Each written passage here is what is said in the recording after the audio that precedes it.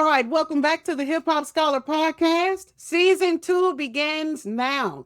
And honestly, there was no better way to begin this new season of the Hip Hop Scholar Podcast than with bounce music in the city of New Orleans. So, for the season 2 premiere, we are joined by producer, songwriter, and artist Roland Turner, better known to the hip hop community as All Right Slash. Someone who has spent years contributing to the modern evolution of bounce music through independent artistry, production, collaboration, and innovation. This brother is known for creating original bounce production without relying on some of the traditional sample structures that are associated with this genre.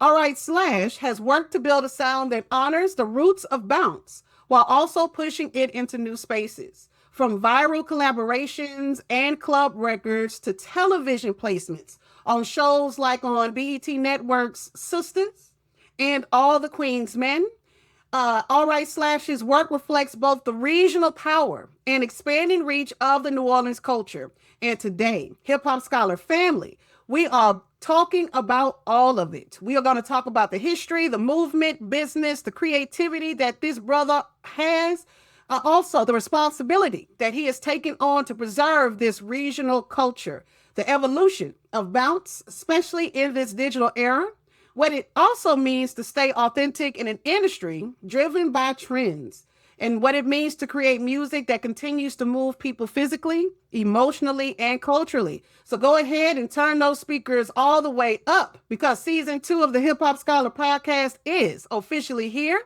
Welcoming New Orleans' own, I am thrilled to welcome All Right Slash in the building.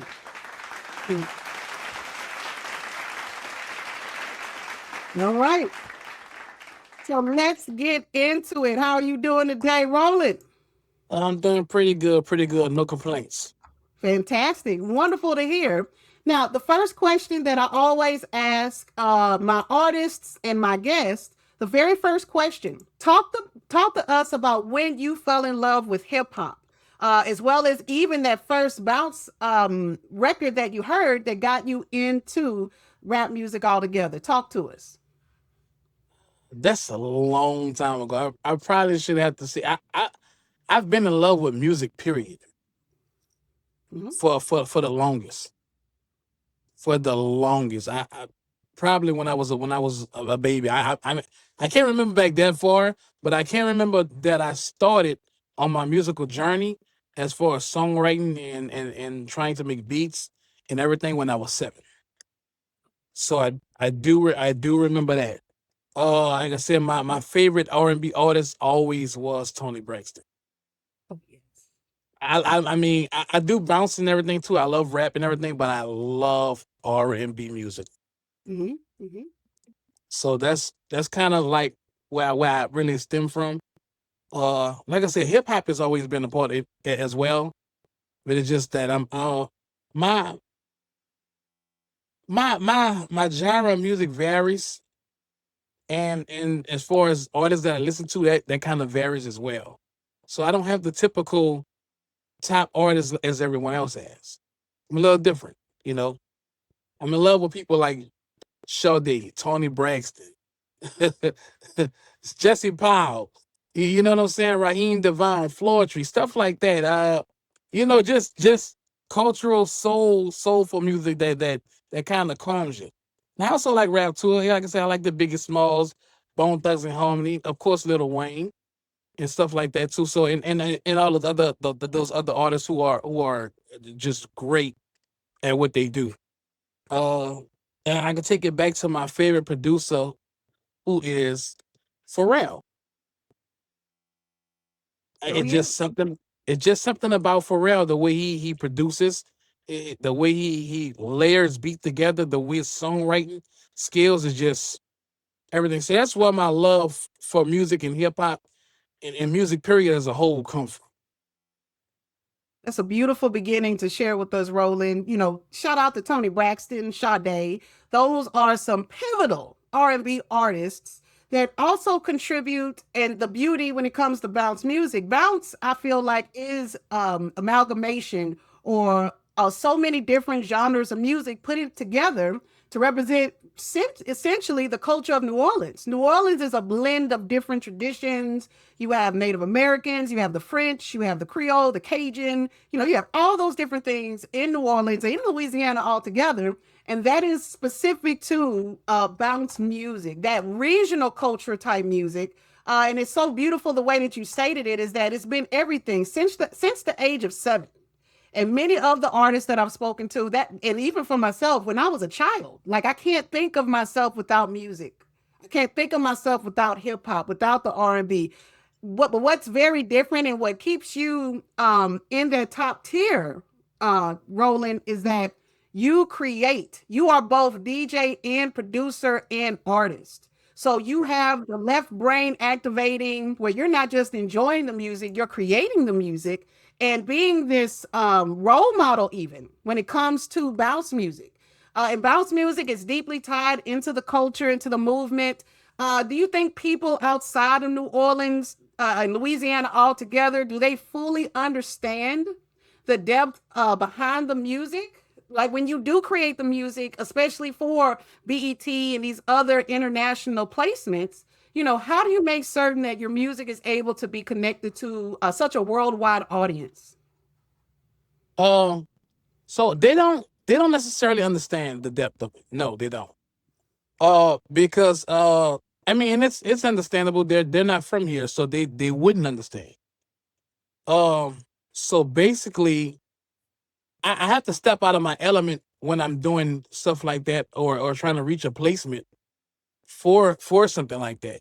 But it's something that they would hear already that they like. That's shrimp that they would like the raw, the rancid, the ratchet, the raunchy bounce project street music.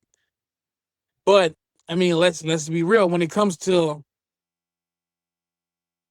doing stuff and you want it to be, I'm trying to say it. You want it to get to the next level so that they can understand it. We have to we have to kind of like get on their level with it. So I mean, as you know, bounce is regular. It's just straight raw. That's right. It's just you just put the beat on and you just have the vocals there we just go. Hmm. There's no hook. There's no meaning. It's just the beat and a command, the call and response, and let's go. Let the dancers dance. Let it move you. Let it flow through your soul, and you just feel it. Right, right. Where some of the people that's out the state and everything, they love it. It makes them feel good because you see every day they're using it, Hmm. so they love it, but they don't understand it because it doesn't have a hook. Hmm. Let's say most songs. It doesn't have a hook. The 80s, the 90s, when they had bounced in to TT Tuckers, the DJ Jimmy's, Jubilees, and all that, Fifth Wall Weebies, Highboy Rhino, Kilos, Those they y'all had favorite. hooks. Yes. They had hooks. Bounce started. Now, don't get me wrong, Bounce started like that, where it's an actual song. They had hooks, and then somewhere down the line, they got more project into where it's like, okay, this is party music. Let's party. Hmm. So I mean, like I said, I mean, I didn't want to go off a deep end, but to answer your question, no, they don't. They don't really understand the depth of it because they're not from here and they don't understand it, but they love it, and that's actually that's good for us. And they respect it too. And we can go, like, I'm here to learn. Like, we want to learn, the audience here, we're here to learn. So please, by all means, go off the deep end. Because again, I'm from that era, from the 80s and the 90s, born and raised in Louisiana. You got Dolomite, you got PNC on the radio. And Mhm. when the music would start, everybody essentially knew exactly what to do. We knew exactly where to stand. We knew what dance to do. It's that, like you say, that Africanisms with the call and response. When you hear something, you respond to it, and everybody in the room does that. And there are other regional, you have Bronx drill, you got the Detroit type styles, and in Louisiana, that New Orleans bounce is quite unique. And not everybody's going to, recognize it. Again, representing Shreveport, 5150, Ratchet, and that musical style represents the aggressive culture that we represent. So no matter if people can understand it or not, they have to respect it. And that's the Yes. key there. is that you have to respect the genius, the beauty of it, where it's not just tapping your feet to the song. Anybody from Louisiana knows better. When that music comes on, it is something that is just, carnal. It's something that is just within us. And so, again, as a producer of that, when you see and hear the name All Right Slash, and shout out the way that she says that name on that hook, All Right Slash. When you hear that on the beat, oh, get up off that chair, stand on your feet, and move in this time frame. And again, that's something that I think producers and DJs that you all take for granted because you all are brilliant. You're geniuses. It takes such a gifted mind to be a producer and create music, not just create the music, but music that people can dance to, that can vibe to it. How do you know whenever you are creating music, All Right Slash, what do you do or how do you know when a beat is going to make people move? Is it something technical that you make certain to put in, or is it something from that instinct that you do, from the history, from your experience, and even just, being in the game for decades now? How do you know when a beat is going to make the people move? Talk to us. To answer your question, how I know, I used to be a dancer. So, all of it ties in together. I used to be a dancer, a DJ for a good little while as well. So, but I used to dance everywhere I went. So I know what moves you, and when you hear it, the dancer in me still knows. Oh yeah, they gonna move to this. They gonna move to this, and then most times what I tell people to do when they're on the mic, close your eyes and envision someone dancing in front of you, and you know what to say. So that's where that come from. That's how I really be knowing. So it has a lot to do, like you said, you're right. It has a lot to do with experience as well, and being in the game so long and doing what I've been doing for so long.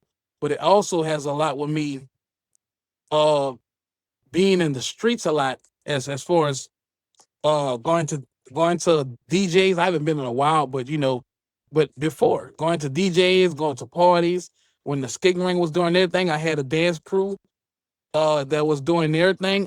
So that's where all that stemmed from. So I still remember and I still watch, and every once in the blue moon, I do dip out and just watch and listen to keep my sound fresh. To be like, okay, let's see what's making the move. What's different about you know the new era. I want to keep my sound current, but also bringing my style with it. There you go. That's so important. I mean, that in itself is a masterclass because in this new age, you got algorithms, you got trends, you got, these dances, which are very different from, bounce dances. But you're right. How do you cross over successfully? Remind you that Roland Turner has successfully been able to go from club to television placements to back to the club and everywhere. And then again, that's from that experience. That's from being in the streets, keeping your ear to the ground and keeping it real. In a era where keeping it real is something that is an anomaly. Not everybody does that. People will get on AI, or people will have something to generate that, when you come from that old school methodology of, no, this has to be creative. We have to do this for the wards. We have to do this for the city, for this that aggressive and urgent nature to make certain that it's just right. And every song, Inspect the Beats, which is one of my favorites. And it's a couple of other songs where it's so intentional, it's so nostalgic with your music, putting that together where you still have that 90s bounce feel, but also it's specific and tailored to Slash. And that's something that I would love for you to break down for us.